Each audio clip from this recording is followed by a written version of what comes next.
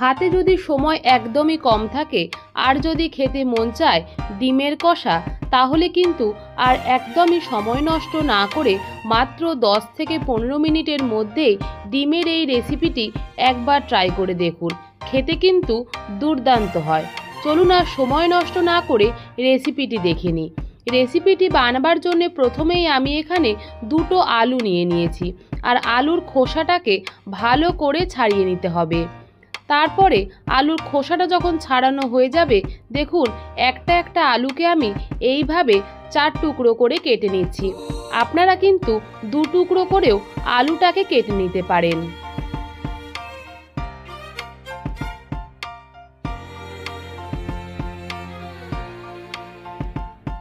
আলুটা কাটা হয়ে যাওয়ার পরে আলুটাকে আমি একবার জল দিয়ে ধুয়ে নেব।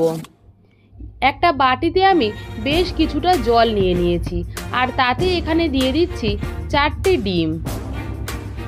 যেহেতু রান্নাটা খুবই ঝটপট বানাবো, সেই কারণে ধুয়ে রাখা আলুগুলোকেও এই একই ডিমের সাথে ভাপিয়ে নেব। যাতে ডিমের খোসাটা খুব সহজেই উঠে আসে, তাই 1 টেবিল স্পুন মতো নুন এখানে আমি অ্যাড করে দিচ্ছি। গ্যাসের ফ্লেমটাকে জ্বালিয়ে নিয়ে এই বাটিটাকে বসিয়ে দিতে হবে। ডিম আর আলুটা সেদ্ধ হয়ে যাক, ততক্ষণে আমি মশলাটা বানিয়ে নিচ্ছি। মশলাটা বানাবার জন্যে খুবই কম উপকরণ লাগছে। নিয়ে নিয়েছি একটা পেঁয়াজ। পেঁয়াজটাকে প্রথমেই আমি খোসা ছাড়িয়ে 4 টুকরো করে কেটে নিচ্ছি, যাতে মিক্সিতে খুব সহজেই বাটা হয়ে যায়। আর নিয়ে নিয়েছি 7 থেকে 8 কোয়া মতো রসুন। নিয়ে নিচ্ছি একটা গোটা টমেটো আর 2 টুকরো আদা। এটাকেই কিন্তু আমি মশলা হিসাবে ব্যবহার করব। নিয়ে নিয়েছি একটা মিক্সিং জার, আর তাতে 4 টুকরো পেঁয়াজ, কেটে রাখা রসুনগুলোকে আর 2 টুকরো আদা আমি এখানে দিয়ে দিচ্ছি। আর সেই সঙ্গে যে টমেটোটা নিয়েছিলাম, সেই টমেটোটাকেও 4 টুকরো করে এখানে আমি দিয়ে দিলাম।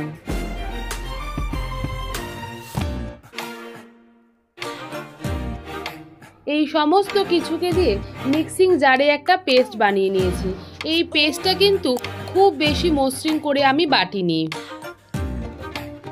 মশলাটা করতে করতেই কিন্তু বন্ধুরা ডিমটা সেদ্ধ হয়ে গেছে, আর আলুটাও একই সাথে ভাপানো হয়ে গেছে।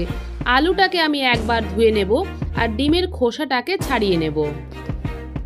কড়াইতে দিয়ে দিয়েছি 3 টেবিল স্পুন মতো সর্ষের তেল।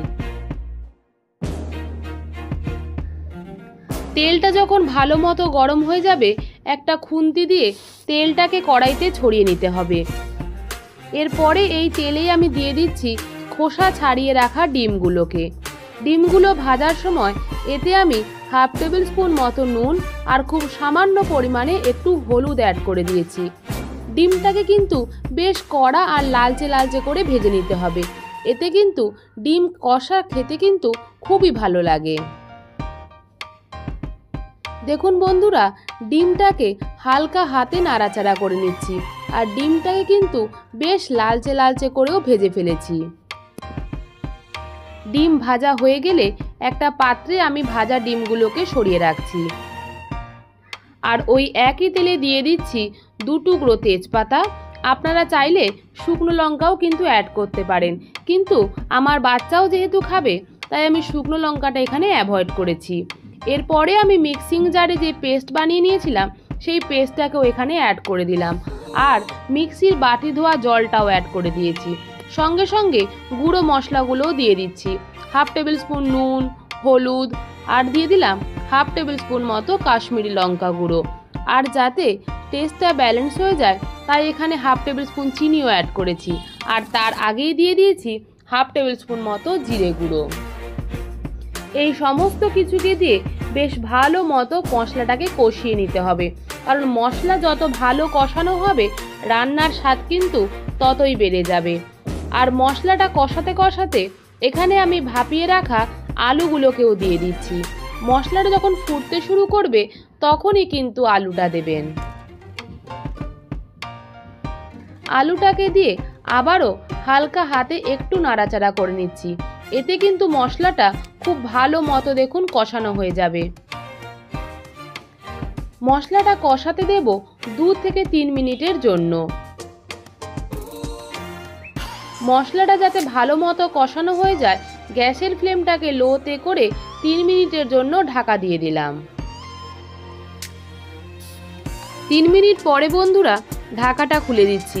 দেখুন মশলা থেকে কিন্তু কত সুন্দর তেল ছেড়ে এসেছে, আর আলুটাও কিন্তু ভালো মতো কষানো হয়ে গেছে। তেল ছেড়ে আসা মানেই কিন্তু মশলাটা ভালো মতো কষানো হয়ে গেছে।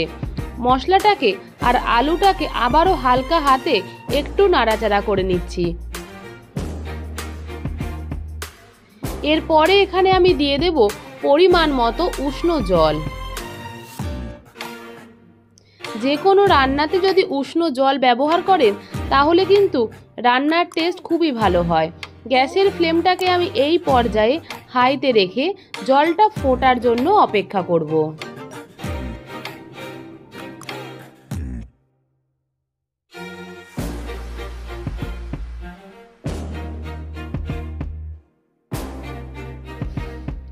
ঝোলটা কিন্তু ফুটতে শুরু করে দিয়েছে। জলটা কিন্তু আপনারা আপনাদের সুবিধা মতো দেবেন। জলটা যখন ফুটতে শুরু করে দেবে তখন এখানে আমি দিয়ে দিচ্ছি আগে থেকে ভেজে রাখা ডিমগুলোকে দিয়ে আবারও একটু নাড়াচাড়া করে নিতে হবে। আর ঝোলটা খুব ভালো মতো ফোটার জন্য অপেক্ষা করব। দেখুন বন্ধুরা বেশ ভালো মতো কিন্তু ফুটে গেছে। এখানে আমি দিয়ে দিচ্ছি 2টো কাঁচা লঙ্কা লাস্টে দিলে ফ্লেভারটা কিন্তু ভীষণই ভালো হয়। ঢেকে দিচ্ছি 1 মিনিটের জন্য। 1 থেকে 1.5 মিনিট পরেই বন্ধুরা কড়াইয়ে ঢাকাটা খুলে দিচ্ছি। গন্ধটা কিন্তু দুর্দান্ত হয়েছে। আবারও হালকা হাতে একবার নাড়াচাড়া করে দিলাম। এরপরে এখানে আমি দিয়ে দিচ্ছি 1/4 টেবিলস্পুন মতো গরম মশলা। আপনারা চাইলে গরম মশলা অ্যাভয়েড করে ধনে পাতাও অ্যাড করতে পারেন। একটু নাড়াচাড়া করে নিলেই কিন্তু রেডি হয়ে যাবে 10 থেকে 15 মিনিটের মধ্যে এই ডিমের কষা রেসিপি। গ্যাসের ফ্লেমটাকে বন্ধ করে 2 মিনিট স্ট্যান্ডিং টাইমে রাখলে রেডি হয়ে যাবে ডিমের কষা। আপনারাও কিন্তু ঠিক এইভাবে রেসিপিটি বানিয়ে অবশ্যই কমেন্ট বক্সে জানাবেন এই রেসিপিটি আপনাদের কেমন লাগলো। এই রেসিপিটি যদি আপনাদের ভালো লেগে থাকে প্লিজ ভিডিওটিকে একটা লাইক করুন, শেয়ার করুন, আর আমার চ্যানেলের নতুন বন্ধু হয়ে থাকলে চ্যানেলটিকে প্লিজ সাবস্ক্রাইব করুন। সাবস্ক্রাইবের জন্যে পাশে থাকা বেল আইকনটা প্রেস করে অল করে দিন, যাতে আমি কোনো রান্নার ভিডিও দিলে সবার প্রথম আপনার কাছে পৌঁছে যায়। ধন্যবাদ।